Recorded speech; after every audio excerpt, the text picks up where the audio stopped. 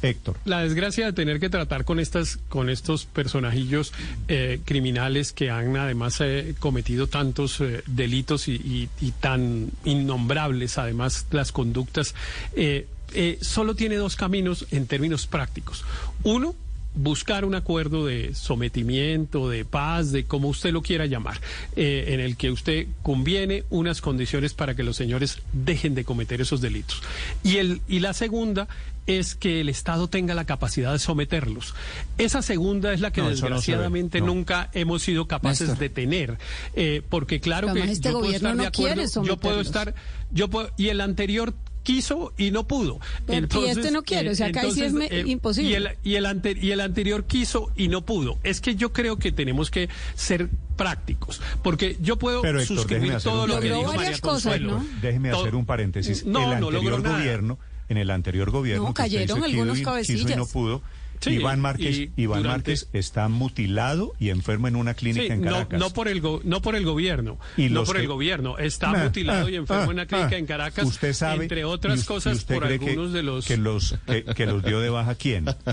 Usted los dio de baja las disidencias de las FARC que se mataron entre sí. Usted se comió ese cuento, honestamente. Mire, Romaña, Santrich. Romaña, Santrich, el Paisa. Los que cayeron. Gentil Duarte. Los que cayeron, es decir, claro que hubo consecuencias. Pero para construir esa novela de que ahora fue el Ejército de Colombia o las Fuerzas Armadas de Colombia, no tenemos ninguna base, Néstor. Puede que sí o puede que no. Yo no sé si sí o no, pero no tenemos ninguna base. Pero lo que sí está claro es que Venezuela los protegió. En eso sí tenemos base, porque se está recuperando allá. Con el más mínimo nivel de certeza. Que Venezuela los protege, claro que los protege. Eso sí es indiscutible. Pero yo insisto, todo lo que dice María Consuelo es perfecto desde el punto de vista teórico. La pregunta es, entonces el Estado tiene la capacidad de recorrer el otro camino, que es el de someternos pero hay por que la ver vía hasta de la dónde, fuerza legítima del Estado, y la respuesta es no. El Estado no puede volver a ceder lo mismo que se dio con las FARC, porque este grupo básicamente es un grupo de narcos y porque ella tuvo una oportunidad. Ese es el punto. Es que él no tiene que bajar el listón. Néstor, no puede ser el mismo del acuerdo con las FARC. Que el Estado no los haya podido derrotar en 60 años nos deja entonces, con esa teoría, Héctor, en el escenario de irremediable de seguir haciendo procesos de paz todos los años. Claro que sí, Néstor, desgraciadamente sí. Estado. Entonces cada proceso se deslegitima con el nuevo. A ver, Aurelio, la paz es necesaria, sí, Néstor, la paz es necesaria para un país distinto. No es suficiente. Y ya me refiero a las palabras que Petro dijo en Nueva York. Hagamos la paz y Colombia cambia. No, la paz es necesaria y hay que buscarla, pero no es suficiente. Una vez dicho esto, ¿sabe a qué figura se me hacía a mí cuando entrevistaban al senador Cepeda? Me pasaba por la cabeza como una figura de un rompecabezas, armando el rompecabezas. Y entonces a veces cuando a uno no le arma el rompecabezas, coge las tijeras y va emparejando las fichas para que le salga. Esa figura me sucedió, que es más o menos la misma que me da de Héctor. Entonces, empecemos. Por ejemplo, no han nombrado el encargado de implementar el acuerdo de paz. Empezaron al revés. Empezaron buscando nuevos acuerdos, pero en este momento todavía no existe un encargado. O sea, no hay reemplazo para Archila, para que lo ponga en términos más sencillos. Segundo, arranca usted entonces a hablar con gente y comienza, bueno, ¿estos qué son? ¿Estos son narcotraficantes pero también son insurgentes? ¿O estos son solo insurgentes pero son narcotraficantes? ¿Estos se sentaron pero no se sentaron? ¿Estos se sentaron y no volvieron? Y se va armando un galimatías que la verdad yo hoy lo que veo es confusión alrededor de qué es lo que hay que regir.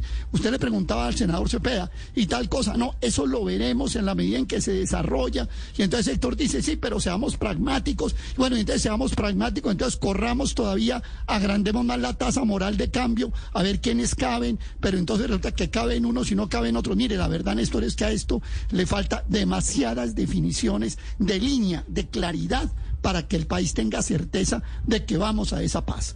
Porque lo que peor, y me paro en el otro lado, lo peor que puede pasar es que nos sentemos o se siente el gobierno con 3, 4, 5, 6 grupos y de ahí al final de cuentas no salga nada. Por ejemplo, el tema del acuerdo de paz y las llamadas disidencias que ahora son FARC-EP, pero no lo son. Bueno, todo ese enredo que se armó. Y entonces, ¿le sirve o no le sirve el acuerdo? Porque viene una pregunta. Si dicen que no se sentaron, Entonces no se sentaron porque ese acuerdo no servía.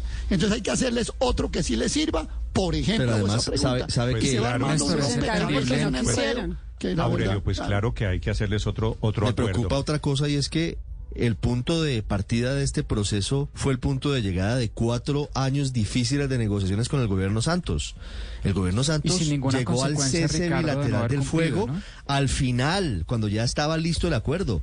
Aquí lo primero que propone y lo primero que ofrece el Estado colombiano es un cese bilateral de hostilidades. Sobre este tema, les recuerdo el primer renglón del comunicado del comisionado, Daniel: reunión exploratoria del Alto Comisionado de Paz y 4 delegados del Estado Mayor Central de las Fuerzas Armadas Revolucionarias de Colombia.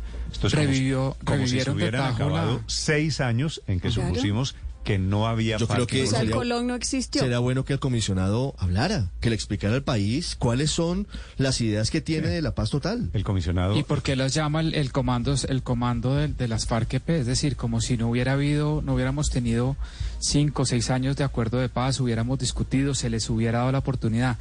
Pero Néstor, más allá, digamos, de si se están cometiendo errores o no, ¿cuál es la respuesta para las víctimas? Para las víctimas de las personas que no cumplieron el acuerdo, no entregaron las tierras que habían expropiado, no entregaron las rutas de narcotráfico, etcétera. Es decir, aquí hay unas personas que sufrieron la indolencia de estos criminales. A estos criminales se les ofreció una posibilidad de sometimiento con una cantidad de beneficios de no penas privativas de la libertad. Tienen curules en el Congreso, y los que están cumpliendo tienen su curul en el Congreso y están jugando un rol importante en el gobierno de apoyo al gobierno de Gustavo Petro. Claro. Pero aquellos que no cumplieron, ¿por qué se les da otra vez la oportunidad como si no hubieran incumplido? Es decir, acá yo creo que nadie niega que haya un nuevo proceso, pero con otras condiciones, no simplemente acá lo que decíamos ahora es, básicamente se les están dando condiciones mejores aún de cuando se les dieron y no cumplieron. Eso no es compatible con un sistema de incentivos que realmente busque la desmovilización plena de estos criminales. Ya le incumplieron, ya le fallaron al país y a las víctimas, resalto lo de las víctimas. Sí. Entonces, ¿por qué fijarles ahora condiciones aún mejores que las que tenían antes y no cumplieron? ¿Con qué expectativa van a cumplir esta vez? Es un buen énfasis, es un buen énfasis, Daniel. Déjeme contestarle a Daniel. Déjeme contestarle a Daniel, Néstor, de la siguiente manera. Lo primero es que yo creo, desde mi perspectiva, y me parece que los análisis indicarían eso, que los derechos de las víctimas están mejor protegidos, están más garantizados en la justicia transicional que en la justicia ordinaria. Usted puede comparar lo que le pasa a una víctima que encuentra a su victimario en la justicia transicional y aquella que tiene la expectativa de encontrarlo en la justicia ordinaria y nunca la encuentra. Pero Héctor, de todos los que estamos hablando no van a la justicia transicional. Ese es el tema. Todos están hoy fuera. Iván Márquez tan desprecia a las víctimas que ha seguido teniendo víctimas. Es que Daniel pregunta que si esta segunda, por qué no se considera a las víctimas para negar esta, llamémosla, segunda oportunidad. Y lo que yo digo es que usted dice, las víctimas Héctor, están más, las víctimas tienen más justicia transicional. Es que usted está poniendo las cosas como si antes hubieran pasado por el sistema penal normal y ahora se les está ofreciendo pasar por un sistema transicional. Claro, están en el... Se creó la JEP para que pasara por un sistema de justicia restaurativa y ahí incluso no cumplieron. Entonces, pero esos que no se metieron ahí... Pero esos que no se metieron ahí están hoy en la justicia ordinaria, están sometidos a la justicia ordinaria, sometidos entre comillas, porque como usted ve están libres, pero lo que deberían es estar sometidos a la justicia ordinaria, y la justicia ordinaria nunca ha tenido la capacidad en Colombia de garantizarle los derechos a las víctimas, tanto que pues la mayoría de los fundadores de las FARC se murieron libres, nunca fueron llevados a juicio, ningún miembro del Secretariado General de las FARC a lo largo de toda su historia, llegó a donde un juez a enfrentarlo a las víctimas y a garantizarles ni un solo caso de un miembro del Secretariado General de las FARC. Entonces, pues esa es una idea interesante, pero pues no ocurre. En Colombia eso no ocurre. Lo que en cambio sí ha ocurrido es que la justicia transicional le ha garantizado los derechos a las víctimas, han podido encontrarlos, porque la justicia transicional. Pero entonces le vamos a hacer otra justicia transicional